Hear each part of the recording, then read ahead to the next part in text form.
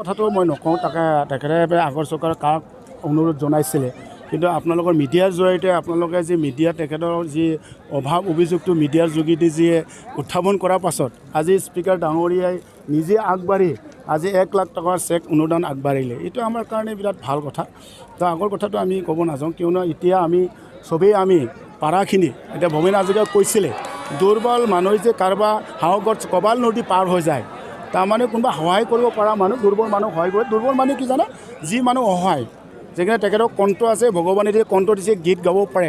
তেখেতক যে আমি দাহৰু বসুমতাৰীক তেখেতক অন্ধ দেখা নাপায়, ভগৱানে কণ্ঠ দিছে, তেখেতক যে আমি সহায় কৰিলে তেখেতৰ জীৱনটো যদি আগবাঢ়ি লৈ যাব পাৰে, তেখেতৰ জীৱন যদি হৈ যায়, আমি সহায় কৰিব পাৰা, সহায় কৰিব লাগে। আপোনাৰ সমষ্টিত আৰু উঠি অহা নৱপ্ৰজন্ম সংগীত হওক বা খেলুৱৈ হওক, আপুনি সঁহাৰি দিব তেওঁলোকক উঠি অহাত? এইটো মই আগৰ পৰাই এই অঞ্চলৰ খেলুৱৈসকলে জানেই যে মই যেতিয়া মোৰ ওচৰত যায় কিবা এটা যদি খেলৰ কাৰণে বা উৎসাহিত থকা ল'ৰা ছোৱালী যে মোৰ ওচৰত যায়, মই কেপাচিটি অনুযায়ী সহায় কৰি আছোঁ। আৰু ভৱিষ্যতেও আপোনালোকক কথা দিছোঁ, আমাৰ এই অঞ্চলৰ ৰাইজে বা আমাৰ যুৱ যুৱতীয়ে যে কিবা এটা নিজে খেল কৰি যে অলপমান অসুবিধা হৈছে, কিবা এটা অসুবিধাৰ কথা যদি মোক কয়, আৰু মই মানে নিজৰ কেপাচিটি অনুযায়ী সহায় কৰিম। জনাব বিচাৰিছোঁ তেখেতসকলে যাতে আমাৰ শুক্লাই চাফাঙৰ যুৱ যুৱতীয়ে বহুত খেলৰ প্ৰতি আগ্ৰহ আছে, আৰু আপোনালোকে যাব যে আজি খেলখন হৈ আছে, আৰু অহাকালি আপোনালোকে চাব যে ভাটিবেলা হওক আপোনালোকে ইয়াতে খেলৰ কাৰণে বহুত প্ৰেক্টিছ চলিয়ে থাকে।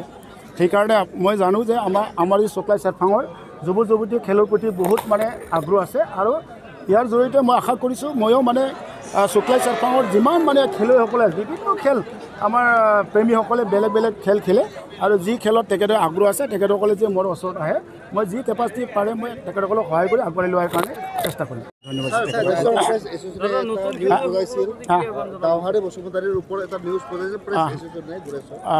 আচ্ছা, গোৰেশ্বৰ প্ৰেছ নিউজক মই ধন্যবাদ দিছোঁ। আজি আমাৰ দাওহাৰু বসুমতাৰী আমাৰ এই অঞ্চলৰ মই শুক্লাই চাফাঙৰ ময়ো জ্ঞাত নাছিলোঁ যে আমাৰ অসমৰ আমাৰ এই আমাৰ যে স্পীকাৰ ডাঙৰীয়া, বিধানসভাৰ স্পীকাৰ ডাঙৰীয়া 1 লাখ টকা অনুদান আগবাঢ়িছে। এইটো মানৱতা এটা আগবাঢ়িছে, তেখেতে ধৰ্মৰ এটা কাম কৰিছে, মই বহুত ধন্যবাদ দিছোঁ। আৰু মই স্পীকাৰ ডাঙৰীয়াক ধন্যবাদ দিছোঁ। দাওহাৰু বসুমতাৰী তেখেতে চকু দেখা নাপায়, আৰু তেখেতৰ কণ্ঠ আছে, তেখেতৰ ভগৱানে এটা কণ্ঠ দিছে। তেখেতৰ 2টি গীত মই শুনিছোঁ, 3টি গীত দুটা গীত গাইছিলে। তেখেতৰ কণ্ঠটো বহুত ধুনীয়া, আৰু ধুনীয়াৰ কাৰণে তেখেতে বহুত আহ্বান জনাইছিলে। সেইকাৰণে প্ৰেছ আপোনাৰ কি কৈছিলে, প্ৰেছটো প্ৰেছ এছ'চিয়েশ্যন আহ্বান জনাইছে, সেই হিচাপে প্ৰেছ এছ'চিয়েশ্যন আহ্বান জনোৱাৰ মাজত তেখেতে আজি স্পীকাৰ ডাঙৰীয়াৰ পৰা 1 লাখ টকা পাবলৈ সক্ষম হ'ল। মই আশা কৰিছোঁ আৰু স্পীকাৰ ডাঙৰীয়াই যি মানৱতা আগবাঢ়িলে, আৰু সেই টকাটো যাতে দাওহাৰু বসুমতাৰী এই টকাটো ভাল ব্যৱহাৰ কৰি তেখেতৰ যি উদ্দেশ্যত তেখেতে ৰাইজৰ পৰা ৰিকুৱেষ্ট কৰিছে, ৰিকুৱেষ্টটো তেখেতে পাবলৈ সক্ষম হ'ল। আৰু ময়ো BTC এজন এই শুক্লাই চাফাঙৰ MCLA হিচাপে আৰু BTC EM হিচাপে মোৰ তৰফৰ পৰা তেখেতক মই সহায় আগবঢ়াৰ কাৰণে টকা মই আজি প্ৰতিশ্ৰুতি দিছোঁ। আজি খুবেই ভাল লাগিছে। মোৰ সমষ্টিত আমাৰ শুক্লাই কেন্দ্ৰীয় ফিল্ডত গ্ৰীণ লাইফ এনজিঅ'ৰ উদ্যোগত আজি ফাইনেল খেলখন হৈছে, আৰু মোৰ সমষ্টিত যে এনেকুৱা খেল প্ৰথম হ'ব, এনেকুৱা লাইটিং লৈ ৰাতিত যে খেলখন হোৱা প্ৰথম আমাৰ শুক্লাই চাফাঙত প্ৰথম খেলখন হ'ব। আৰু ইয়াত আমাৰ লোকেল টিম আমাৰ শুক্লাই FC আৰু আমাৰ গোৰেশ্বৰ টাউন ক্লাবৰ মাজত খেলখন ফাইনেল খেলখন চলি আছে। ধুনীয়াখন খেলখন চলি আছে এতিয়াও, ময়ো খেলখন চাইছিলোঁ, ভাল হৈছে খেলখন।